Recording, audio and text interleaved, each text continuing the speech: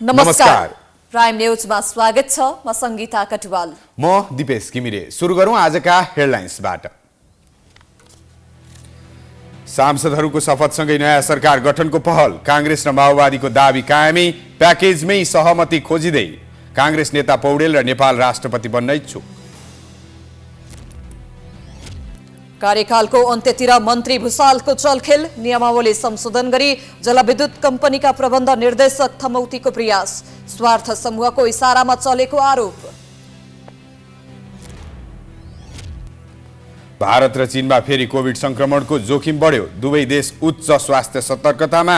नेपालमा पनि सतर्कता अपनाउन सरकारको आह्वान।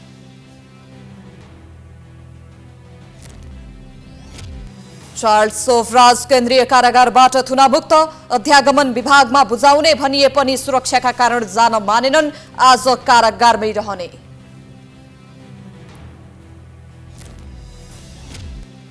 र स्पेनको काथेरेनियो फुटबल क्लब मैत्रीपूर्ण खेलका लागि नेपाल आउने। पोखरा गण्डकी 11 र काठमाडौँ 11 सँग खेल्ने।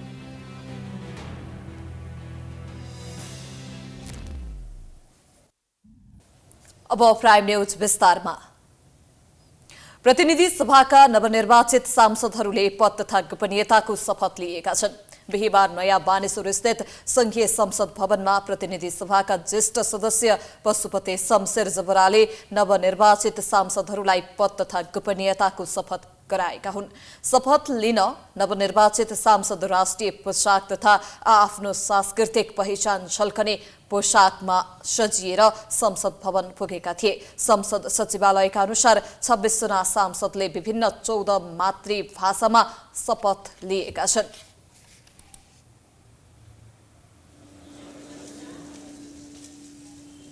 मुलुक र जनता प्रति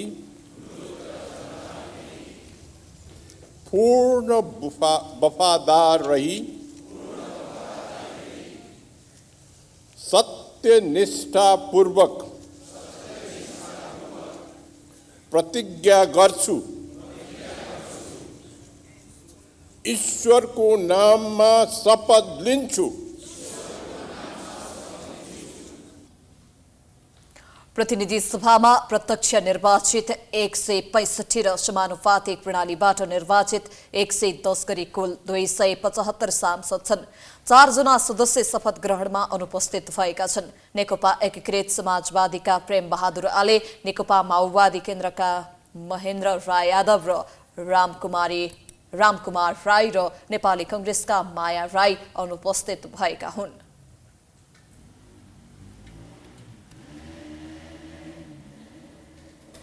नवनिर्वाचित सांसदहरूलाई आज हामीले तपाईको प्राथमिकता के हुन्छ भनेर सोधेका छौं। हेरौं उनीहरूको धारणा आजको आम विचारमा।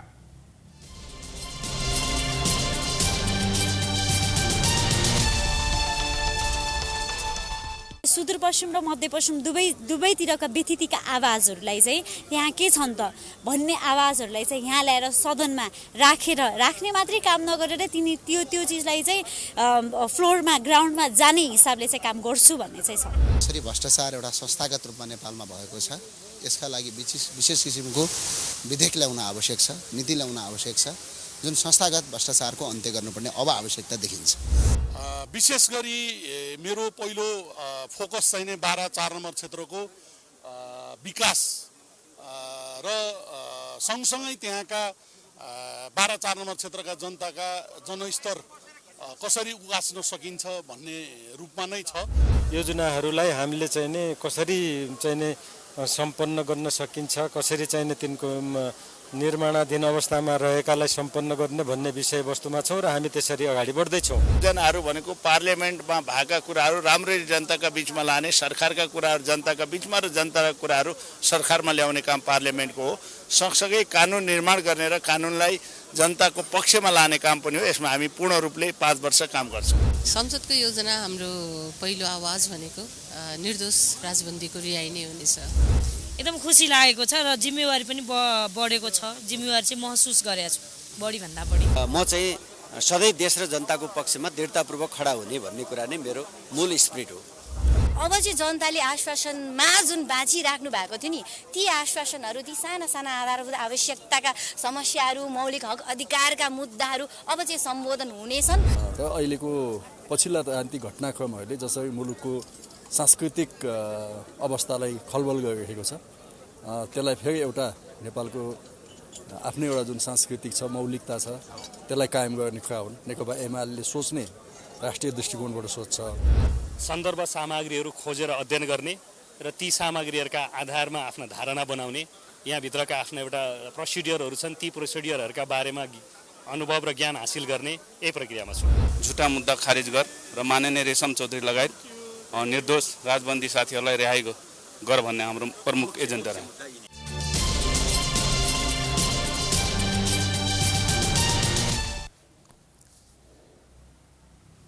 प्रतिनिधि सभा तथा प्रदेश सभामा निर्वाचित सांसदहरूले आफ्नो जातीय तथा धार्मिक पहिचान झल्किने पोशाकमा शपथ ग्रहण गरेका छन्। आज आयोजित शपथ समारोहमा धेरै पुरुष सांसदहरू दौरा सुरुवाल र महिला सांसदहरू सारी लगाएर आएका थिए। कतिपय सांसदहरूले आफ्नो जातीय पहिचान झल्काउने पोशाक लगाएका थिए। राष्ट्रिय स्वतन्त्र पार्टीकै सांसद डाक्टर तोसीमा कार्के, जुम्लाबाट समानुपातिक सांसद विनिता कठायत पनि आफ्नै वेशभूषामा शपथ ग्रहण गरेका थिए। राज्य खस आर्य होइन, यो खस राज्यको यो चाहिँ पहिचान हो। यो लुगाहरू चाहिँ उहाँले आफ्नो हातले बनाउनुहुन्छ। यो यहाँ त लगाएको यी लुगाहरू सबै उहाँले आफ्नो हातले बनाउने लुगाहरू हुन्। त्यही लगाएर आएँ मैले। यो विशेष गरी 1 गते चाहिँ हामी नयाँ वर्ष भन्छौँ। हजुर, विशु होइन? हजुर, हाम्रोमा चाहिँ तागा लगाउनुहुन्छ कि विवाहित महिलाहरूले तागा लगाउने बेला चाहिँ यो लगाउनुहुन्छ। सँगसँगै त्यहाँको कल्चरल कुनै प्रोग्रामहरू, सांस्कृतिक कार्यक्रमहरू भयो भने, पूजाआजा, पहिला त यो लगाउनुहुन्थ्यो जहिले पनि होइन। अझ पनि सिजाको गाउँतिर जानुभयो भने अहिले पनि उहाँका आमाहरूले यो लगाइराख्नु भएको हुन्छ। संसदमा नागरिक उन्मुक्ति पार्टीकी अध्यक्ष समेत रहेकी कैलालीकी सांसद रञ्जिता श्रेष्ठ चौधरी थारू पोशाकमा आएकी छिन्। त्यस्तै सांसदहरू तामाङ, गुरुङ, मगर लगायत विभिन्न संस्कृति झल्कने पोशाकमा समेत संसदमा आएका छन्। संविधानले नै प्रतिनिधि सभामा उपस्थित हुँदा पोशाकको एकरूपताको बारेमा प्रष्ट व्यवस्था नगरेको र मौलिक वेशभूषामा सहभागी हुन पाइने व्यवस्था गरेको छ।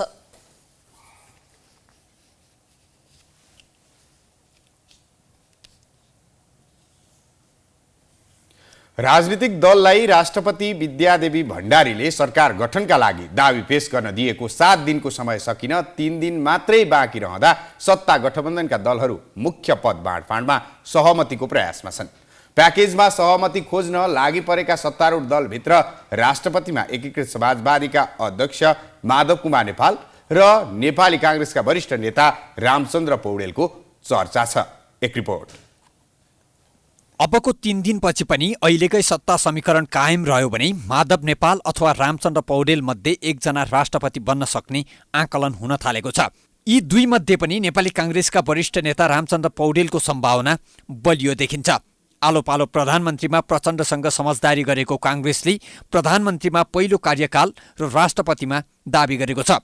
संसदको ठूलो दल कांग्रेसले राष्ट्रपतिमा आफ्नो दाबी नछाडेको अवस्थामा पौडेलको सम्भावना बलियो देखिन्छ। कांग्रेस महाधिवेशनमै सभापति शेरबहादुर देउवाले राष्ट्रपति बनाउने आश्वासन दिएर पौडेलको सहयोग लिएको चर्चा छ। त्यसैले राष्ट्रपतिको दाबीबाट कांग्रेस पछि हट्ने सम्भावना निकै कम छ। पौडेलले भने यो विषयमा समय आएपछि मात्रै बोल्ने प्रतिक्रिया दिएका छन्। अब गठबन्धनका बीचमा छलफल हुँदैछ। प्रधानमन्त्री कसको राष्ट्रपति को छलफल भएपछि थाहा हुन्छ। तपाई राष्ट्रपतिको दावेदार हो। राष्ट्रपति पछिको कुरा, अहिले पछिको कुरा। एकीकृत समाजवादीका अध्यक्ष माधव कुमार नेपाल पनि यो विषयमा खुल्न चाहेनन्। तर राष्ट्रपति बन्नका लागि यसअघि आएको प्रस्ताव अस्वीकार गरेको बताउने उनले राष्ट्रपतिमा आफ्नो दाबी रहेको संकेत भने दिएका छन्। 2072 सालमा संविधान जारी भइसकेपछि मलाई पार्टीबाट सिंगै कमिटीले नै नेताहरूले दबाब दिएर राष्ट्रपतिमा जानका लागि भनेका थिए, तर मैले अस्वीकार गरेको हो। त्यतिखेर मैले भनेको थिएँ मेरो उमेर पुगेको छैन। त्यस हुनाले अब अहिले यस बारेमा म केही भन्न चाहन्न। अहिले उमेर पुग्यो पुगेन अध्यक्ष, परिस्थितिको बारेमा विश्लेषण गरेर उमेरको बारेमा पनि चर्चा गरौँला, आवश्यकताको बारेमा पनि चर्चा गरौँला। नेपाली राजनीतिले मेरो भूमिकाको कहाँ अपेक्षा गरेको छ त्यो भूमिका निर्वाह गर्न म तयार छु। राष्ट्रपतिका दुईजना आकांक्षीले आफ्नो आकांक्षा लुकाउने प्रयास गरे पनि नेकपा माओवादी केन्द्रका उपमहासचिव जनार्दन शर्माले पनि यो तथ्य खुलस्त पारेका छन्। पौडेल वा नेपालमध्ये एकजना राष्ट्रपति बनाउने दिशामा छलफल अघि बढेको जानकारी शर्माले दिएका छन्। राजनैतिक नेतृत्वबाटै राष्ट्रपति बनाउनुपर्छ भन्ने गठबन्धन दलमा छलफल भएको छ। अब राष्ट्रपतिका धेरै मैले देखेँ दुईटा पात्र हुनुहुन्छ, अहिले भने गाली गर्नु होला, रामचन्द्र पौडेल, माधव नेपाल। प्रधानमन्त्री र राष्ट्रपतिसँगै उपराष्ट्रपति, सभामुख, राष्ट्रिय सभा अध्यक्ष लगायतका पद बाँडफाँडमा पनि नेताहरूको त्यत्तिकै सक्रियता देखिन्छ। कतिपय नेताहरू केही निर्णायक ठूला पदहरूमा मात्रै सहमति जुटाउने प्रयत्नमा देखिन्छन् भने केही नेताहरू सबै पदको भागबण्डाका लागि प्याकेजमै सहमति खोज्नुपर्ने अडानमा छन्। पद बाँडफाँड र पहिले सरकारको नेतृत्व कसले गर्ने भन्ने विषयमा सहमति जुटाउन सीमित समय मात्रै बाँकी रहेकाले 2-3 दिनभित्रै सहमति जुटाउनै पर्ने दबावमा शीर्ष नेताहरू छन्। ऊर्जा, जलस्रोत तथा सिंचाई मन्त्री पम्फा भुसालले जाँदै अधिकारको दुरुपयोग गर्दै निर्णय लिएको पाइएको छ। कार्यकाल सकिन केही दिन मात्रै बाँकी रहँदा मन्त्री भुसाल भने नियुक्तिदेखि पदावधि सकिनै लागेका कम्पनीका प्रबन्ध निर्देशकको म्याद थप्न सक्रिय भएकी छन्।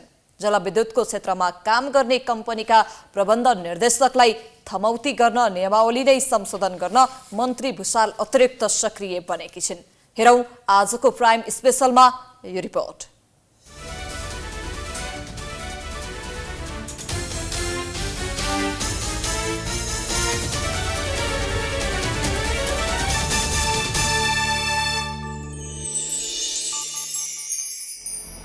विद्युत उत्पादन कम्पनी लिमिटेडले जारी गरेको यो 7औं साधारण सभा सम्बन्धी सूचना हेरौं।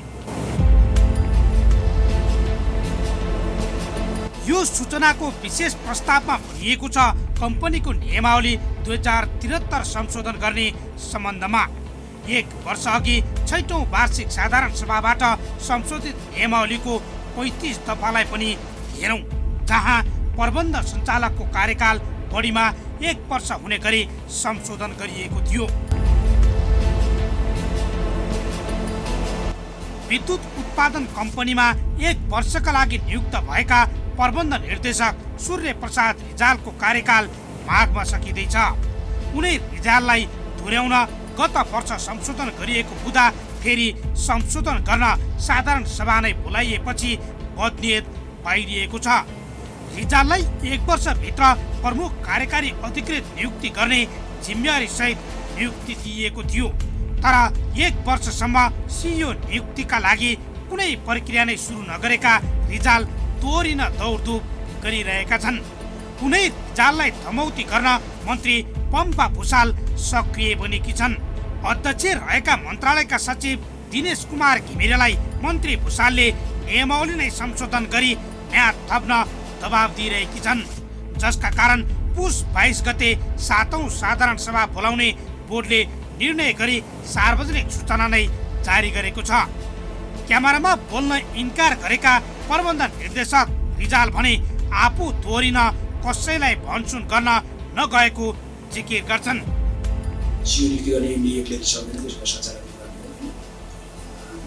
सञ्चालकले त्यसो फेरि छुट्टी प्रक्रिया हुन्छ क्या, छुट्टी चाहिँ सञ्चालक म पनि गर्न सक्छु नि त भोलि गएर सिइओमा त त्यो उनीहरूले त्यसको लागि छुट्टी एउटा कमिटी गठन गरेर उनीहरूले चाहिँ छुट्टी गर्छ। सिइओ चाहिँ नियुक्ति हुन्छ पनि होला मेरो विचारमा चाहिँ राम्रो चाहिँ नेतृत्व ल्याएर चाहिँ स्थापित गर्नुपर्छ। मैले गएर पनि त्यही सोचाइ थियो, मैले त्यही गरेर सुधार सोधेर बाबाले चाहिँ मैले पेस गरेको छु। यस अघि पनि नियमावली संशोधन गरेर रिजाललाई कम्पनीको प्रबन्ध निर्देशक बनाइएको थियो, तर उनी प्रतिस्पर्धाबाट स्वतन्त्र सञ्चालकमा आएका थिए।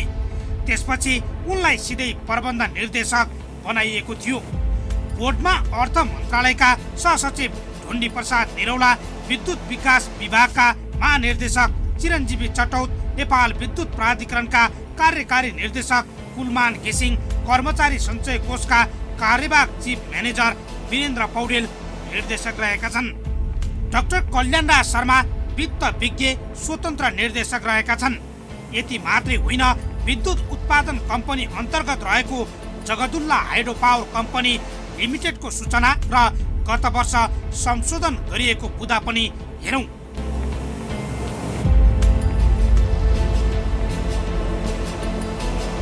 जलविद्युत कम्पनी लिमिटेडमा जस्तै खेल जगदुल्ला हाइड्रो पावर कम्पनी लिमिटेडमा पनि भइरहेको छ। हाइड्रो क्षेत्रमा अनुभव नभएका प्रकाश अधिकारीलाई ल्याउन उनीकै योग्यतालाई आधार बनाएर गत वर्ष नियमावली नै संशोधन गरिएको थियो। उनीलाई नियुक्ति गर्दा जलविद्युत विज्ञ भन्ने शब्द नै हटाएर पूर्वाधार क्षेत्रको विज्ञ भए हुने भनेर नियमावली संशोधन गरिएको थियो। 2 वर्ष हाइड्रो पावरमा काम गरेर समग्रमा 12 वर्षको पूर्वाधारमा काम हुनुपर्ने प्रावधान राखियो। 1 वर्षका लागि प्रबन्ध निर्देशक बनेका प्रकाश अधिकारीको कार्यकाल फागुनमा सकिँदैछ। तर पुस 24 गते नै साधारण सभाबाट उनै अधिकारीको कार्यकाल थप गर्ने गरी नियमावली संशोधन गर्न लागि छ। उनी जगदुल्ला हाइड्रो पावरमा दोहोरिनका लागि ऊर्जा मन्त्रालय धाइरहेका छन्। उनलाई पनि स्वतन्त्र निर्देशकका रूपमा ल्याएर 1 वर्षका लागि प्रबन्ध निर्देशकको जिम्मेवारी दिइएको थियो। अधिकारीलाई पनि 1 वर्षमा सिइओ नियुक्ति गरिसक्ने जिम्मेवारी सहित ल्याइएको हो। तर अधिकारी भने आफ्नै पद जोगाउन दौडधुप गरिरहेका छन्। 3 दिन कम्पनीको कार्यालय धाउँदा बल्ल तल्ल भेटिएका अधिकारी पनि क्यामेरामा बोल्न तयार भएनन्। उनी भन्दै थिए, प्रबन्ध निर्देशक बन्न मैले कुनै दौडधुप गरेको छैन। म्यानेजिङ डाइरेक्टर हुने मेरो नियत पनि छैन, म खाने पनि होइन, तर म 4 वर्षको डाइरेक्टर चाहिँ यति कुरा तपाईँलाई क्लियरली भने। एट द मिन टाइम जुन बेला चाहिँ मलाई निर्देशन मतलब चाहिँ मैले त रिक्रुट गर्ने होइन, उहाँहरूबाट चाहिँ पहल भएर रिक्रुट भएर प्रोसेसमा गएर चाहिँ रिजल्ट आउँछ। त्यो दिन फागुन 5 गतेभन्दा अगाडि नै उहाँहरूले रिक्रुट गरेर चाहिँ छोडिदिनु भयो। उहाँलाई ह्यान्डओभर गर्ने मेरो काम त्यो त गर्ने सम्भावना छैन सर। भएन भने अर्को ढोका छ नि। जगदुल्ला हाइड्रो पावर कम्पनी लिमिटेडको बोर्ड अध्यक्षमा विद्युत विकास विभागका महानिर्देशक चिरञ्जीवी चटौत छन्। तर उनी मन्त्री भुषालकै दबावमा अधिकारीलाई नै पुनः नियुक्ति दिने गरी साधारण सभा बोलाउन तयार भएका हुन्। यी 2 पात्र रिजाल र अधिकारीलाई प्रबन्ध निर्देशक बनाउन मन्त्री भुषाल किन मरिहत्ते गरिरहेकी छिन् भन्ने गम्भीर प्रश्न उठेको छ। एउटा व्यक्तिका लागि सार्वजनिक कम्पनीको नियमावलीमा पटक पटक मनलाग्दी कैची लगाउनेदेखि थप घट गर्दै जाने हो भने नीतिगत भ्रष्टाचारको चालो कहिले अन्त्य हुन्छ? मनलाग्दी नियुक्ति र नियमावली नै संशोधन गर्ने कम्पनीका योजनामा बैंक तथा वित्तीय संस्थाहरूले कसरी लगानी गर्लान्? त्यतातर्फ कसले र कहिले सोच्ने?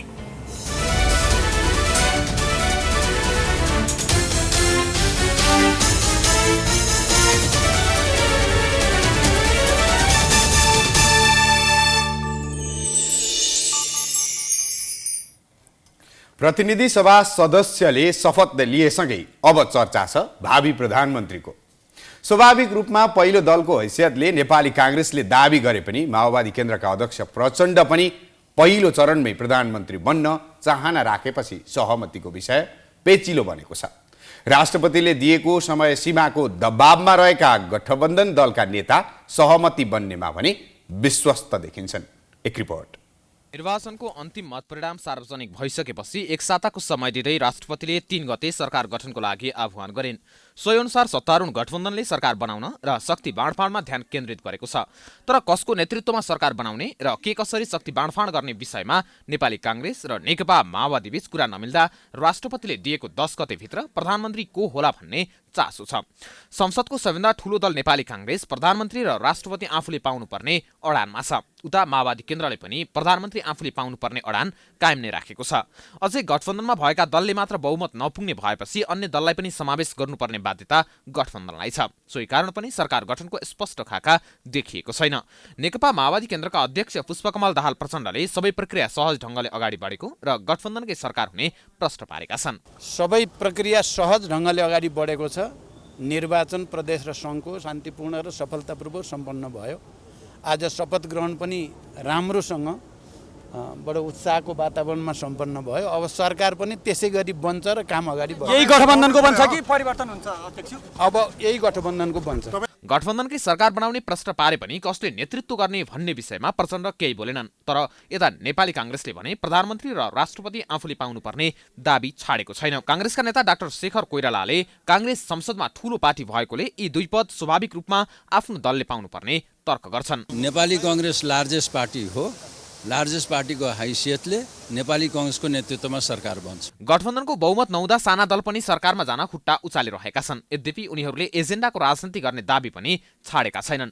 संसदमा 20 सीट भएको राष्ट्रिय स्वतन्त्र पार्टी यति बेलासम्म सरकारको प्रष्ट चित्र नदेखिएकोले अहिले नै केही कदम चाल्ने पक्षमा छैन। तर एजेन्डा मिलेमा सरकारमा जान सक्ने संकेत गरेको छ। अब गठबन्धनको निरन्तरता पाउने हो कि होइन, अथवा गठबन्धन भत्किएर अर्को समीकरण बन्ने हो कि होइन, यी कुराहरू नै अनुत्तरित छन्। जब सरकार बन्ने एउटा वातावरण बन्छ जसको नेतृत्व अब हामीसँग भएको सिट सङ्ख्याबाट अलिकति अहिले देखिएको छैन, यद्यपि सम्भावना नभएको होइन, हामीले हाम्रो नेतृत्वको बारेमा प्रस्ताव आयो भने त छँदैछ। त्योभन्दा बाहेक कसरी बन्दैछ त्यसपछि हामीले हाम्रो एजेन्डाहरू राख्ने कुरालाई लिएर मात्रै अगाडि बढ्छ। कुनै दल विशेषसँग हाम्रो कुराकानी भएको छैन। त्यस्तै 5 जना सांसद भएको जनमत पार्टी त सरकारमा जाने लगभग निश्चित नै भएको छ। तर गठबन्धनको अवस्था परिवर्तन भइरहेकोले के कसरी जाने भन्ने अहिले नै निदो नभएको अध्यक्ष सीके राउतको भनाइ छ। पनि अब नेतृत्व पनि अहिले थाहा छैन। अहिले त अब गठबन्धन पनि अलि फ्लुइड छ, अब परिवर्तन भइराखेको अवस्था छ। अब हेरौँ न। गठबन्धनसँग बहुमत नपुग्नु र कसले सरकारको नेतृत्व गर्ने भन्ने विषयमा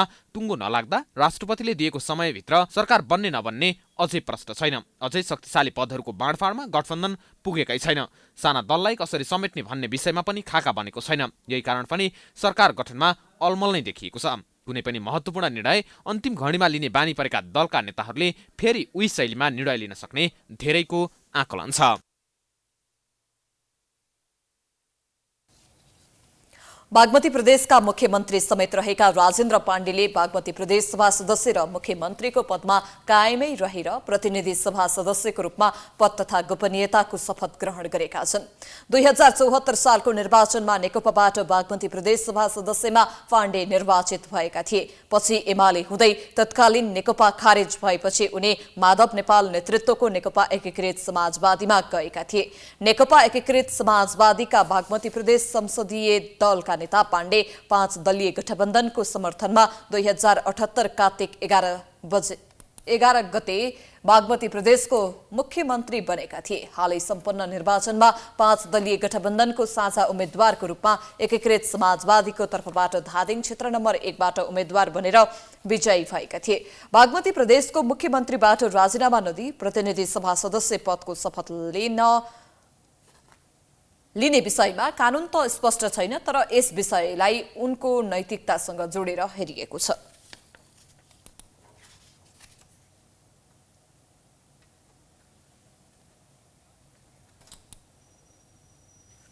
नेकपा माओवादी केन्द्र संसदीय दलको नेतामा पुष्पकमल दाहाल प्रचण्ड निर्वाचित भएका छन्।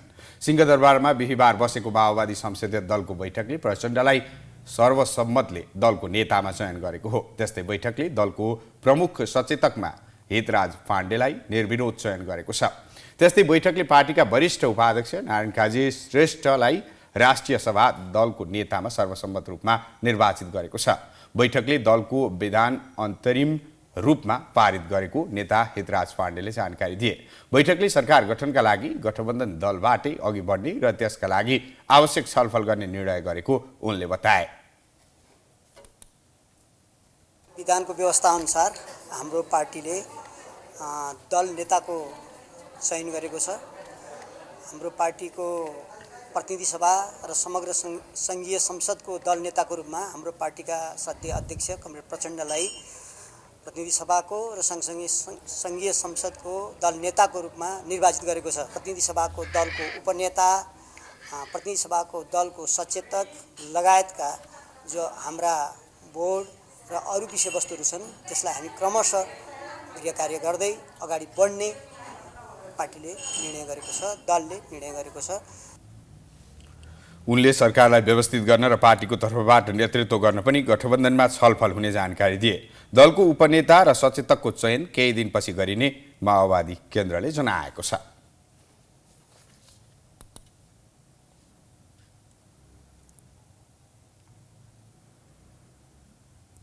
चीनमा कोरोना संक्रमणको नयाँ लहर फैलिँदै गएपछि विश्वभरबाट चिन्ता व्यक्त हुन थालेको छ। भारतमा समेत ओमिक्रोनको नयाँ भेरिएन्ट देखिन थाले पनि गम्भीरतापूर्वक लिएको छ। भारतमा संक्रमण बढ्नुले नेपालमा समेत यसको सावधानी अपनाउन विज्ञले सुझाव दिएका छन्। एक रिपोर्ट।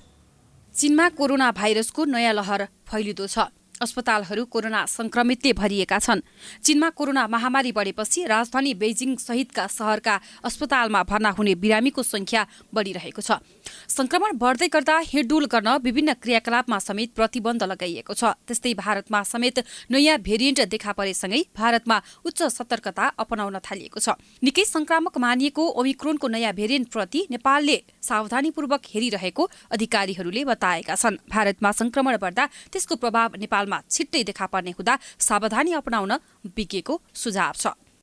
हामीले धेरै जसो रिल्याक्सन यो मास्क लगाउने, अरू चाहिँ हात धुने, हातमा सेनिटाइजर लगाउने यस्तो कुराहरूमा अनि भिडभाड नगर्ने भन्नेमा पनि अहिले निकै कमी आइसकेको छ। तर अब उत्तरतिर पनि दक्षिणतिर पनि हाम्रो दक्षिण छिमेकी उत्तरतिर छिमेकीबाट पनि छिमेकतिर पनि दुवै छिमेकीमा चाहिँ कोरोनाका बिरामीहरू व्यापक बढ्नु भन्नेको अर्थ हामीले बुझ्ने हो भने मैले बुझेअनुसार यहाँ पनि बढ्छ। सावधानी अपनाउनु त एकदमै जरुरी छ। हामी चाहिँ एकदमै अब त सावधानीमा तुरुन्तै जानु पर्यो। सरकारले चाहिँ भनौँ न अब यो विज्ञप्तिहरू जारी गरेर मास्क लगाउनुहोस्, भिड नगर्नुहोस् भन्न चाहिँ खोप लगाउनु छुट्नु भएको छ भने तत्कालै खोप लगाउनुहोस् भनेर चाहिँ त अब यो त प्रचार प्रसार त गरिहाल्नु पर्यो।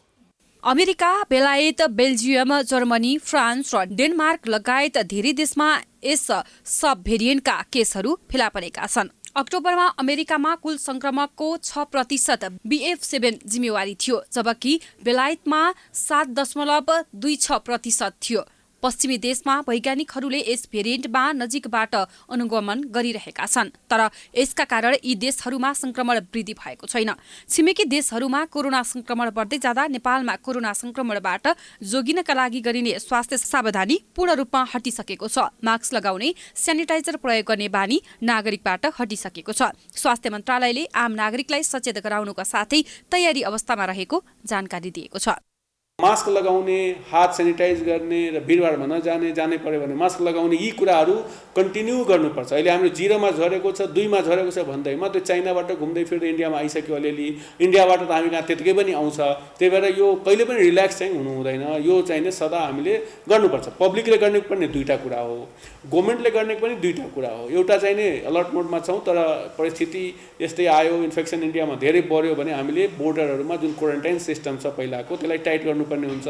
त्यसलाई फेरि अझै सबलीकरण गरेर एक्टिभेट गर्नुपर्ने हुन्छ। अहिले पनि छ, जस्तै एयरपोर्टमा छ, QR कोड भ्याक्सिनको हेरेर मात्रै इन्ट्री हुन्छ। विश्व स्वास्थ्य संगठनले पनि चीनमा कोभिडको अवस्थालाई लिएर चिन्ता व्यक्त गरेको छ। सरकारी तथ्याङ्क अनुसार नेपालमा कोरोना संक्रमणको संख्या निकै न्यून देखिएको छ। साथै कोरोना भाइरस विरुद्धको खोपको अतिरिक्त मात्रा चलिरहँदा खोप लगाउनेको संख्या समेत शून्य देखिएको छ। यसरी हेर्दा कोरोना संक्रमणका विषयमा आम नागरिकदेखि सरकारका निकायहरू समेत सचेत देखिएका छैनन्। अन्य देशहरूमा खोपको चौथो मात्रा लगाइरहँदा नेपालमा खोपको तेस्रो मात्रा लगाउनेको संख्या समेत कम देखिएको हो। नेपालमा अहिलेसम्म लक्षित जनसङ्ख्याको 37%ले मात्र खोपको तेस्रो मात्रा लगाएका छन्। कोरोना संक्रमणको जोखिम बढ्दै जाँदा आवश्यक तयारी बढाउनुका साथै खोपको अतिरिक्त मात्रा लगाउनमा जोड दिनुपर्ने देखिएको छ।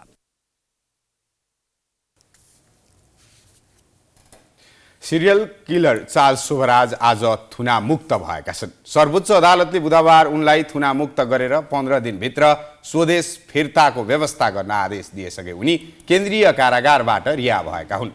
यसअघि आजै काठमाडौँ जिल्ला अदालतले शुभराजलाई रिहा गर्न आदेश दिएको थियो।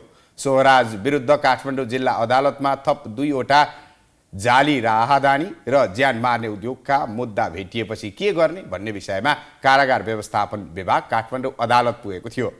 केन्द्रीय कारागारबाट उनी थुनामुक्त भए पनि अध्यागमन विभागले पर्याप्त स्थान नभएको भन्दै राख्न इन्कार गरेपछि कहाँ राख्ने भन्ने अन्यल सृजना भएको छ। अध्यागमनको अनुमतिले आवश्यक स्वास्थ्य परीक्षण पश्चात अस्पतालमा वा कुनै होटलमा पनि राख्न सकिने बारे छलफल भइरहेको छ। शुभराजलाई जिल्ला अदालत भक्तपुरले 2032 साल मङ्सिर 28मा भएको अमेरिकी नागरिक कोन्नी जो ब्रेन्चिच र त्यसको 3 दिनपछि भएको क्यानाडाका नागरिक क्यारिएरे नेस्टेललाई हत्या अभियोगमा सर्वोच्च सहित जन्मकैदको सजाय सुनाएको थियो। शोभराज 19 वर्षदेखि केन्द्रीय कारागार सुन्दारामा कैद सजाय काटिरहेका थिए।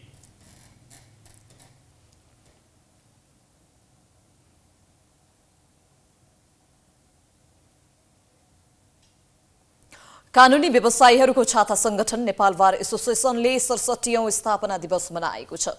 एसोसिएसनले विकृति, विसंगति तथा भ्रष्टाचार मुक्त न्यायपालिका, व्यावसायिक हक, प्रतिष्ठा र पेशागत मर्यादा भन्ने नाराका साथ स्थापना दिवस मनाएको हो। दिवसका अवसरमा बार परिसर रामशाहपथमा आयोजना गरिएको शुभकामना आदान प्रदान कार्यक्रममा कायम मुकायम प्रधान न्यायाधीश हरेकृष्ण कार्की लगायत सर्वोच्चका न्यायाधीश बारका पदाधिकारी तथा अधिवक्ताहरू सहभागी थिए। कार्यक्रममा बारका अध्यक्ष गोपाल कृष्ण घिमिरेले स्वतन्त्र र जनउत्तरदायी न्यायपालिका, विधिको शासन, लोकतन्त्र र मानवाधिकारका रक्षाका लागि बार प्रतिबद्ध रहेको धारणा राखे। नेपाली जनताले न्यायका लागि भड्किन नपरोस् भन्ने बारको अभियान रहेको उनले बताए।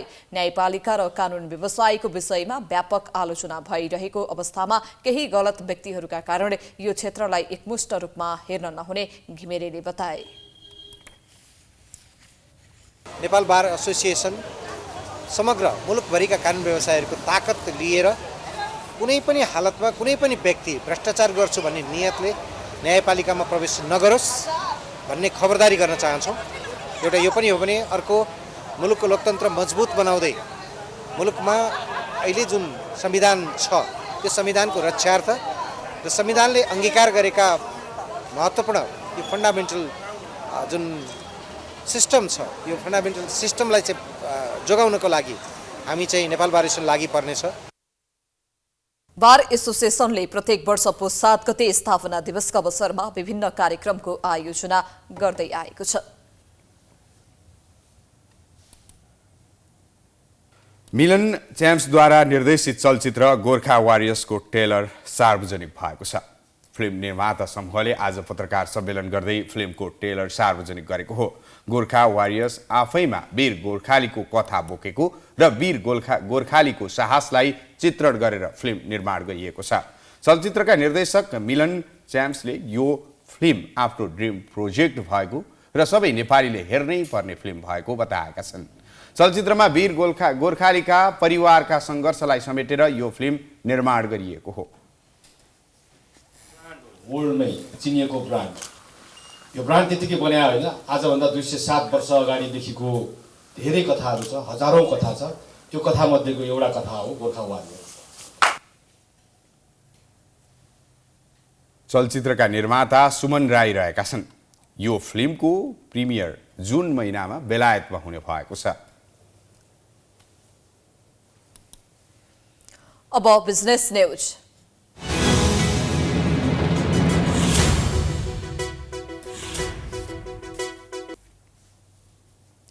राष्ट्रपति विद्यादेवी भण्डारीले स्थानीय कच्चा पदार्थमा आधारित उद्योगका उत्पादनले आयात प्रतिस्थापन गर्नुपर्ने बताएकी छन्।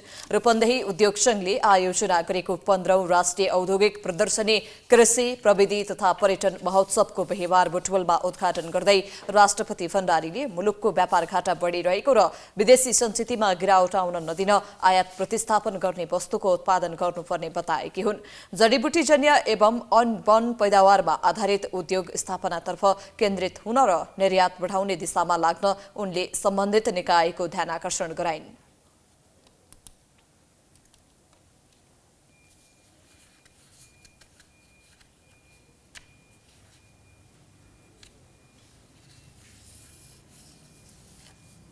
कृषि उत्पादन बढाउने, वन पैदावार र जडीबुटीमा आधारित आयात प्रतिस्थापन गर्ने तथा पर्यटन प्रवर्धन र जलविद्युतको स्वदेशी खपतमा जोड दिने नीतिहरू अवलम्बन गर्नु अति आवश्यक छ। राज्यको ढुकुटीमा आफ्नो परिश्रमबाट कर तिर्ने उद्यमी र किसानले राज्यको क्षमता अनुसार सहज सेवा र अवसर प्राप्त गर्ने वातावरण निर्माण गर्न म सम्बद्ध सबैको ध्यान आकृष्ट गराउन चाहन्छु। समृद्ध नेपाल निर्माणको आधार स्वदेशी उद्यमशीलताको विस्तार भन्ने मूल नाराका साथ स्वदेशी उत्पादनको प्रवर्धन र बजारीकरण गर्ने उद्देश्यले महोत्सवको आयोजना गरिएको आयोजकले जनाएको छ। यसपटकको प्रदर्शनीमा 7 लाख दर्शकले अवलोकन गर्ने र 25 करोडको आर्थिक कारोबार हुने लक्ष्य राखिएको छ। प्रदर्शनीमा औद्योगिक प्रविधि, उद्योग प्रविधि, रेस्टुरेन्ट, कृषि, हस्तकला, फ्लोरिकल्चर, गार्मेन्ट, बेकरी तथा कन्फरेन्सरी, छाला जुत्ता, खाद्यान्न, आईटी लगायतका 450 वटा स्टल रहेका छन्। अब sports news.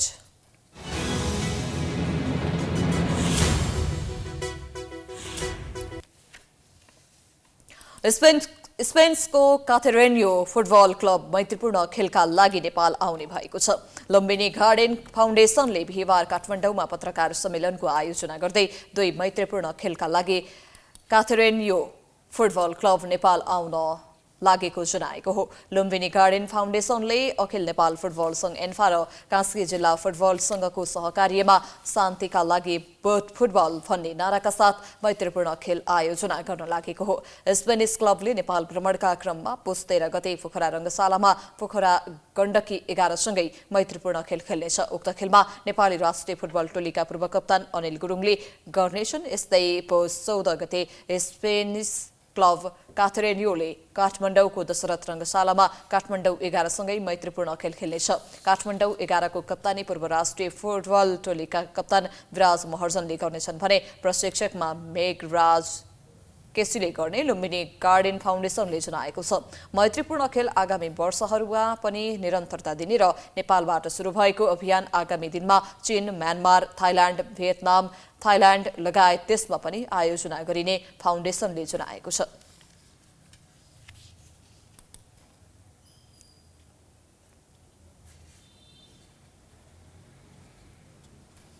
Nepal T20 league cricket एक दिन सरेको छ। भोलिदेखि सुरु हुने भनिएको प्रतियोगिता शनिबारदेखि सुरु हुने नेपाल क्रिकेट संघ क्यानले जानकारी दिएको छ। प्राविधिक तयारी पूरा नभएको भन्दै एक दिन धकेलिएको क्यानले जनाएको हो। विदेशी खेलाडीको श्रम स्वीकृति प्रक्रिया लगायत कामहरू पूरा हुन बाँकी रहेको छ। करिब 3 सातासम्म सञ्चालन हुने प्रतियोगितामा 6 वटा फ्रेन्चाइज टोलीको सहभागिता रहेको छ।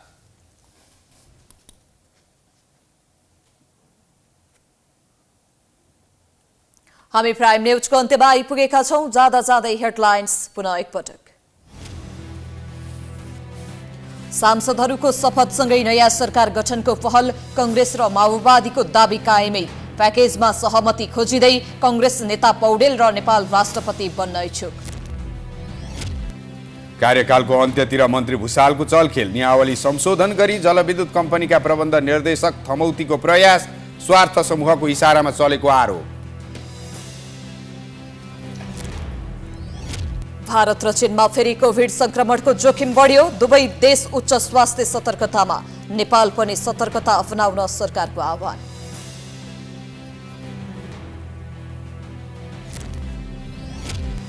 चार्ल्स शोभराज केन्द्रीय कारागारबाट थुनामुक्त। अध्यागमन विभागमा बुझाउने भनिए पनि सुरक्षाका कारण जान मानेनन्। आज कारागारमै रहने।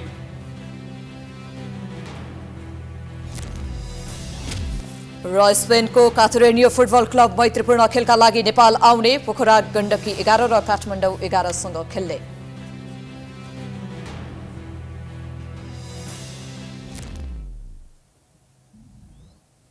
प्राइम न्यूज अहिलेलाई सकियो। यसपछिको प्रस्तुति जनता जान्न चाहन्छन् ऋषि थमलाको साथमा। हेर्दै गर्नुहोला प्राइम टेलिभिजन। नमस्कार।